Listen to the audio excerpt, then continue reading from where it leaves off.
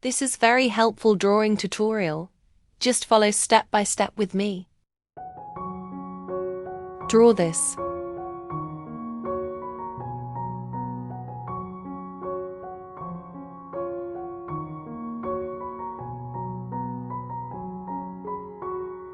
Now draw this.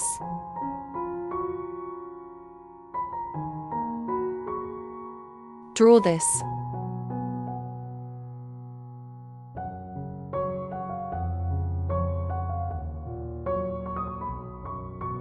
Draw this.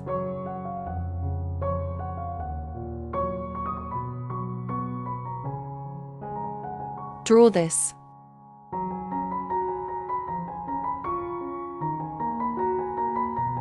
Draw this.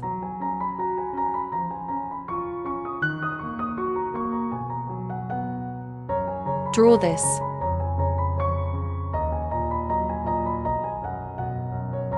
Draw this. Draw this.